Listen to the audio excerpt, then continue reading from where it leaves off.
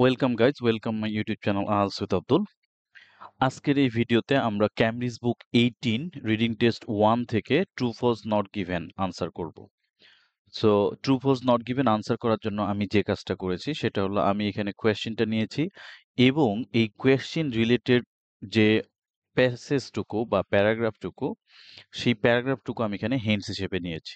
আপনারা যদি আমাকে জিজ্ঞেস করেন যে আমি এই প্যারাগ্রাফটা কিভাবে এখানে নিয়ে আসছি, অর্থাৎ এই হিন্টস থেকেই যে এই আনসারটা আমরা বের করতে পারবো সেটা আমরা কিভাবে বুঝতে পেরেছি। তো আমি এর আগের ভিডিওগুলোতে দেখিয়েছি যে কিভাবে আপনার লোকেশন ট্র্যাক করতে হয়। অর্থাৎ এই যে কোয়েশ্চেনটা আছে ৮ নম্বর কোয়েশ্চেনটা, সেই কোয়েশ্চেনে লোকেশনটা আমরা কিভাবে ট্র্যাক করব এটা আমি পূর্বের ভিডিওতে দেখানোর চেষ্টা করেছি। আশা করি আপনারা যদি ভিডিওটা না দেখে থাকেন, আশা করি আপনারা ওই ভিডিওটা দেখলে বুঝতে পারবেন যে আমি কিভাবে মূলত লোকেশন ট্র্যাক করি বা লোকেশনটা এখানে নেওয়ার চেষ্টা করি। সো আর দেরি না করে আমরা চলে যাচ্ছি আজকে প্রথম যে কোয়েশ্চেন গুলো আনসার করতে, সেগুলো হচ্ছে ট্রু ফলস নট গিভেন।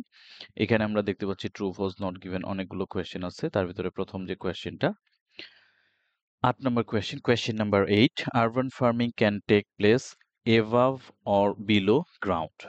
অর্থাৎ এখানে বলছে যে আরবান ফার্মিং এটা একটা ফার্মিং পদ্ধতি। অর্থাৎ আরবান মানে হচ্ছে শহরে, টাউন বা শহরে যে পদ্ধতি ফার্মিং করা হয় সেই ফার্মিংটা বলা হচ্ছে। তো এইটা ঘটতে পারে, ক্যান টেক প্লেস মানে হচ্ছে, টেক প্লেস মানে হচ্ছে ঘটা বা হওয়া, হতে পারে অ্যাভাব উপরে, অর বিলো গ্রাউন্ড অর্থাৎ গ্রাউন্ড থেকে উপরে হইতে পারে, নিচেও হইতে পারে। তো এখানে আমরা যেটা দেখছি, আর আমরা যদি এখন হিন্টসটা পড়ি তাহলে আমরা এখান থেকে যেটা পারবো, বলছে যে urban farming is not of course a new phenomenon. বলছে যে আরবান ফার্মিংটা অবশ্যই, ইজ নট, হয় না, অবশ্যই এ নিউ ফেনোমেনন, অর্থাৎ আর অবশ্যই আরবান ফার্মিংটা একটা নতুন কোনো ফেনোমেনন না বা নতুন কোনো বিষয় না। আচ্ছা, inner city agriculture is booming from Shanghai to Detroit and Tokyo to Bangkok. বলছে যে ইনার সিটি এগ্রিকালচার যেটাকে বলা হচ্ছে urban farming. Inner city agriculture মানে হচ্ছে আরবান ফার্মিং বলা হচ্ছে। এটা হচ্ছে ইজ বুমিং, বুমিং মানে হচ্ছে ফুলে ফেপে উঠতেছে, from Shanghai to Detroit and Tokyo to Bangkok. এখানে সাংহাই বলতে ব্যাংককের একটা শহর থেকে, সাংহাই নামক একটা শহর থেকে ডেট্রয়েট নামক একটা শহর পর্যন্ত এবং টোকিও থেকে ব্যাংকক পর্যন্ত। আচ্ছা, এরপর আমরা এখানে যেটা বললাম যে স্ট্রবেরিজ আর বিং গ্রোন, অর্থাৎ strawberries are being grown in disused shipping containers. বলছে যে স্ট্রবেরিজ গুলো আর বিং গ্রোন মানে তাদেরকে উৎপাদন করা হচ্ছে, এটা passive voice. Strawberries are being grown অর্থাৎ সামওয়ান ইজ গ্রোয়িং স্ট্রবেরিজ। তাহলে তাহলে strawberries are being grown by someone. আচ্ছা, কোথায় উৎপন্ন করা হচ্ছে স্ট্রবেরিজ গুলো, কোথায় চাষ করা হচ্ছে? ডিসইউজড শিপিং কন্টেইনার্স, অর্থাৎ শিপিং কিছু কন্টেইনার আছে, বড় বড় যে জাহাজের যে কন্টেইনার গুলো আছে সেগুলো ব্যবহার করা হচ্ছে না, তো সেই কন্টেইনারে করা হচ্ছে। তাহলে এটা কোথায় হচ্ছে? এটা কি গ্রাউন্ডের উপরে না বাহির, এবাব গ্রাউন্ড না বিলো গ্রাউন্ড? তাহলে এটা অবশ্যই এবাব গ্রাউন্ড। আচ্ছা, আরেকটা বলছে mushrooms in underground car parks. আচ্ছা, ঠিক একইভাবে এখানে যেটা বলছে যে strawberries are being ground, sorry, strawberries are being grown in disused shipping containers. Similarly, mushrooms are being grown in underground car parks. তাইলে আন্ডারগ্রাউন্ড কার পার্কসে হচ্ছে মাশরুম আর স্ট্রবেরি হচ্ছে উপরে, অর্থাৎ স্ট্রবেরি সাধারণত উপরেই হয় আর মাশরুম সাধারণত গ্রাউন্ডে হয়, বিলো দ্য গ্রাউন্ড হয়, তাহলে বিলো গ্রাউন্ড হয়। তাহলে আনসারটা আমরা এখানে কি পাচ্ছি? আমরা দেখতে পাচ্ছি যে এখানে কোয়েশ্চেনে যেটা বলা আছে সেটার সাথে হুবহু কথাগুলো মিলে যাচ্ছে, সো আমাদের কারেক্ট আনসার হচ্ছে ট্রু। আমরা এখানে একটা প্রশ্নের আনসার করে ফেললাম। এখানে মজার ব্যাপার যেটা, আমরা যদি এই সেন্টেন্সটা দেখি, বলছে যে strawberries are being grown in disused shipping containers, comma mushrooms in underground car parks. অর্থাৎ এই সেন্টেন্সে আমাদের যেটা ছিল সেটা হলো এই যে আর বিং গ্রোন, এই কথাটুকু দ্বিতীয়বার আর সে ব্যবহার করেনি। অর্থাৎ আমরা যদি এইখানে এই কথাটা বসাই দেই যে strawberries are being grown in disused shipping containers, comma mushrooms are being grown in underground car parks, তাহলে জিনিসটা আরো সুন্দর হতো। কিন্তু এটাই হচ্ছে রিডিং এর একটা বিশাল বড় চ্যালেঞ্জ যে আমরা কিভাবে এই প্যারাগ্রাফটা বুঝবো। ওকে গাইস, সো আমরা এখন পরের প্রশ্নে চলে যাচ্ছি। আমাদের এই প্রশ্নগুলো আনসার করতে একটু সময় বেশি লেগে যাবে, কারণ হচ্ছে যে আমরা আসলে যেই পদ্ধতিতে এখানে আনসারগুলো করছি সেটা একটু সময় সাপেক্ষ ব্যাপার, বাট এটাকে বলা হচ্ছে যে আপনি যদি ভালোভাবে করতে পারেন তাহলে অনেক দ্রুত আপনি মানে অনেকগুলো আনসার কারেক্ট করতে পারবেন। হয়তো প্রথম ১টা-২টা প্যাসেজ করতে অনেক সময় লেগে যাবে। বাট পরবর্তীতে আপনি যখন এটাতে অভ্যস্ত হয়ে যাবেন এবং এক্সপার্ট হয়ে যাবেন তখন আপনার সময়টা অনেক কম লাগবে। সো আর দেরি না করে আমরা ৯ নম্বর প্রশ্নটা আনসার করি। Question number 9, some of the equipment used in aeroponic farming can be made by hand. বলছে যে সাম অফ দ্য ইকুইপমেন্ট, কিছু কিছু ইকুইপমেন্ট আছে, কিছু equipment that is used in aeroponic farming or those are used in aeroponic farming, অর্থাৎ যেগুলো অ্যারোপনিক farming এ ব্যবহার করা হচ্ছে। আমরা এখানে যদি those are কথাটা দিয়ে দিই তাহলে কি আসবে? those are used in aeroponic farming, অর্থাৎ some of the equipment, কিছু কিছু equipment those are used, যেগুলো ব্যবহার করা হয় in aeroponic farming can be made by hand, অর্থাৎ বলছে তাহলে can be made তাদেরকে বানানো যেতে পারে by hand, হাত দিয়ে। আচ্ছা, এটা মূলত কোয়েশ্চেনের মানেটা। তাহলে এখন আমরা এখানে যেটা বলবো, আমরা এখন হিন্টসটা পড়ে নিব।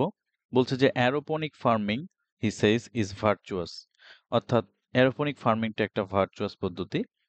দ্য ইকুইপমেন্ট ওয়েজ লিটল, বলছে যে এখানে যে দ্য ইকুইপমেন্ট, অর্থাৎ ইকুইপমেন্ট এখানে যদিও ওয়ার্ডটা সিঙ্গুলার মনে হচ্ছে, কিন্তু হ্যাঁ এটা সিঙ্গুলারই দ্য ইকুইপমেন্ট, কিন্তু এখানে অনেক ইকুইপমেন্ট মনে হচ্ছে কি কি জিনিস দিয়ে এটা বানানো হয় সে।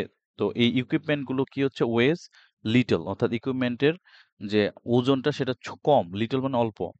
ক্যান বি ইনস্টলড, অর্থাৎ the equipment can be installed, equipment গুলো ইনস্টল করা যেতে পারে on almost any flat surface, বলছে যে অন মানে উপরে, অলমোস্ট প্রায়, এনি ফ্ল্যাট সারফেস যে কোনো ফ্ল্যাট সারফেসে, ফ্ল্যাট সারফেস মানে হচ্ছে সমতল সারফেস উপরে অংশ, and is cheap to buy, বলছে যে ইজ চিপ টু বাই কিনতেও সস্তা। তাহলে এখানে বলা হচ্ছে রাফলি 100 to 150 পার স্কয়ার মিটার, অর্থাৎ বলছে যে 100 থেকে 150 পার স্কয়ার মিটার এটা হতে পারে, এটার হলো যে মানে ইনস্টল করা যেতে পারে। আচ্ছা, তাহলে এখানে আমরা যেটা দেখতে পাচ্ছি যে ইকুইপমেন্ট সম্পর্কে বলছে, বা ইকুইপমেন্টটা কি আসলে হাত দিয়ে তৈরি হবে না মেশিন দিয়ে তৈরি হবে এরকম কোনো তথ্য আমরা এখানে দেখতে পাচ্ছি না। কাজে এই প্রশ্নের আনসার হবে নট গিভেন। আচ্ছা, এখানে আমরা একটা জিনিস এখন শিখবো, সেটা হচ্ছে যে সাম অফ দ্য ইকুইপমেন্ট আমরা এখানে লিখেছিলাম those are used in aeroponic farming, এখানে দোজ আর দিয়ে আমরা এটা পুরো বাক্যটা আনসার মিনিংটা বোঝার চেষ্টা করেছি। অন্যদিকে এখানে যদি আমরা একটা জিনিস খেয়াল করি, দ্য ইকুইপমেন্ট ওয়েজ লিটল, এটা একটা sentence, can be installed on almost any flat surface, তাহলে এই যে ক্যান বি ইনস্টলড, ইনস্টল করা যেতে পারে, কাদেরকে বলা হচ্ছে, কোনটার কথা? প্যাসিভ ভয়েস, ওই আবার ওই দ্য ইকুইপমেন্ট। তাহলে এই কমাটার মানে হচ্ছে এই ক্যান বি ভার্বের সাবজেক্ট আবার দ্য ইকুইপমেন্ট। আচ্ছা, and is cheap to buy, এই যে অ্যান্ড এর পরে আবার ইজ আছে, ইজ ভার্ব, তাহলে ইজ ভার্বের সাবজেক্ট কে? ওই দা ইকুইপমেন্ট। আচ্ছা, রাফলি 100 to 150 পার স্কয়ার মিটার, অর্থাৎ পার স্কয়ার মিটারের দাম হচ্ছে 100 to 150 পার স্কয়ার মিটার। আচ্ছা, আমরা পরের প্রশ্নে চলে যাচ্ছি। প্রশ্ন নাম্বার হচ্ছে 10। এখানে যেটা বলা হচ্ছে যে urban farming realise more on electricity, বলছে যে আরবান ফার্মিংটা রিলাইজ করছে মোর অন ইলেকট্রিসিটি, অর্থাৎ আরবান ফার্মিংটা রিলাই করা বা নির্ভরশীল হওয়া মোর অন ইলেকট্রিসিটি, ইলেকট্রিসিটির উপরেই অধিক বেশি নির্ভরশীল, দেন সাম আদার টাইপস অফ ফার্মিং, অর্থাৎ অন্যান্য যে ফার্মিং গুলো আছে তাদের তুলনায়। আচ্ছা, এখানে আবার কি বলছে? ইট ইজ চিপ টু রান, এটা আসলে সস্তা, টু রান পরিচালনা করা, টু কোনটা? এই আরবান ফার্মিং এ, ইট বলতে আরবান ফার্মিং এর কথা বলা হচ্ছে। আচ্ছা, comma consuming a tiny fraction of the electricity, বলছে যে consuming a tiny fraction of the electricity, তাহলে এটা কনজিউম করতেছে কি? A tiny fraction of the electricity, অল্প পরিমাণে ইলেকট্রিসিটি, টাইনি মানে হচ্ছে অল্প, ফ্র্যাকশন মানে অল্প পরিমাণ ফ্র্যাকশন মানে হচ্ছে এখানে ভগ্নাংশ। তাহলে সামান্য পরিমাণ ইলেকট্রিসিটি ব্যবহার করে।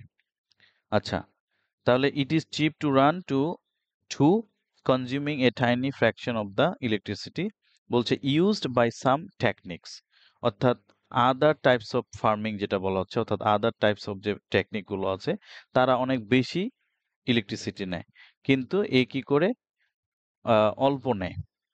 তাহলে আমাদের এইখানকার যে তথ্যটা আছে এখানে ইলেকট্রিসিটি বলা হচ্ছে মোর, এখানে কথাটা অধিকতর কথাটা বলা আছে, আর এখানে বলা হচ্ছে টাইনি। তাহলে বিপরীত শব্দ মানে এটা অপোজিট মিনিং দিচ্ছে, কাজেই আনসারটা হচ্ছে ফলস।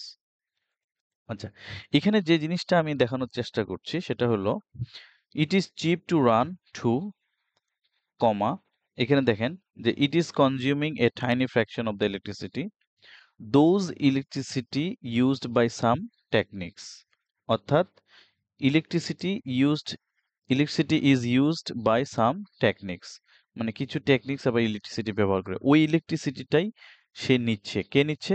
এই আরবান ফার্মিং নিচ্ছে কম পরিমাণে। আচ্ছা, আমরা পরের প্রশ্নে চলে যাই। Question number 11 fruit and vegetables grown on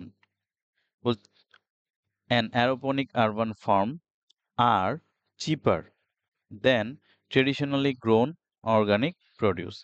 এখানে আমরা দেখব এখন যে ফ্রুট অ্যান্ড ভেজিটেবলস ফ্রুট এবং ভেজিটেবলস গুলো গ্রোন অন অ্যারোপনিক ফার্মিং অর্থাৎ অ্যারোপনিক ফার্মিং এ যেগুলো উৎপাদিত হয় আরবান ফার্ম শহরের ফার্মগুলোতে আর চিপার।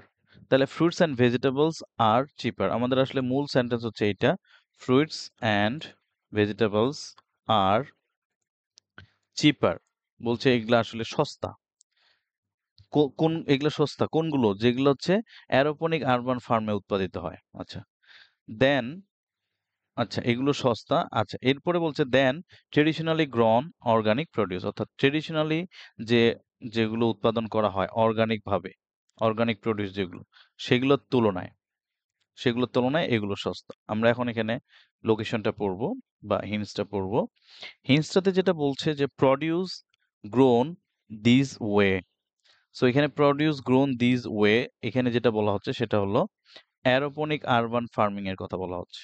আচ্ছা তাহলে produce grown this way it means যেই প্রডিউস গুলো অ্যারোপনিক আরবান ফার্মিং এর মাধ্যমে উৎপাদিত হয় টিপিক্যালি সেলস অ্যাট প্রাইসেস যে এগুলো আসলে টিপিক্যালি সচরাচর বিক্রি হয় অ্যাট প্রাইসেস একটা দামে দ্যাট